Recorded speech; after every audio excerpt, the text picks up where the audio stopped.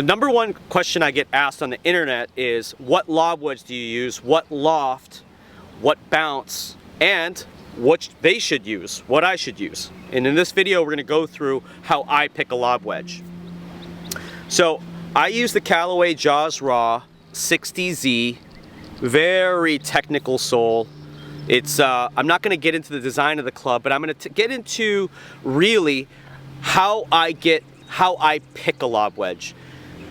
The loft of the lob wedge is not so relevant, the number on the bottom. What's really important to me is the shots that I need to hit with it. I need to be able to hit high shots off of tight lies, wet lies, long grass, short grass. I don't hit too many low shots with this. So it's more around high shots. Can I really get the high shots up in the air? What the loft is irrelevant. I'm trying to get as much loft as I possibly can have without being excessive. Like, I used to have a 64 degree for fun. I used it a little bit when I played really difficult golf courses. Right now I'm at 61 degrees. I can hit it 84 yards in the air.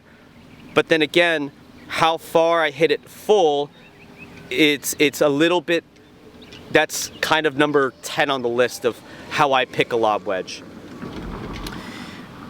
It's more about what's the least amount of bounce I can use without digging too much, hitting flops and pitch shots off of tight lies, even if it's a little bit wet. If the conditions get really, really tight, then I go to a wedge that has even less bounce. We've got this special 60C, which this plays much less than the Z.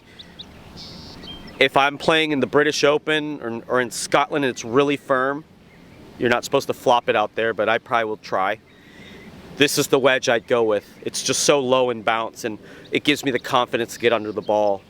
So I hear a lot of amateur golfers when they're thinking about their wedges is whatever their sand wedge is, they just add 4 or 5 degrees and say that's what my lob wedge should be, or 6 degrees. And again, to me, it's not so important.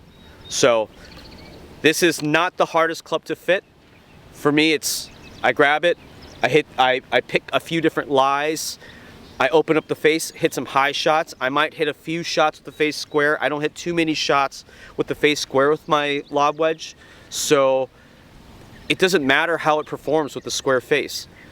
It doesn't matter to me how much it digs when I'm hitting shots out of the fairway, because with my technique, with my swing, you know, I take big divots, but I'm not excessively steep. So I could take a pretty low bounced wedge and hit full shots with it without getting stuck in the ground. So, you know, I hope I answered some questions of, it's not such an easy, I play wet conditions, or I play in Washington and Oregon and it's really tight and wet. It's like, well, what's your skill level? Should you even have a lob wedge? And I think most people should, but I think it should be very single purpose.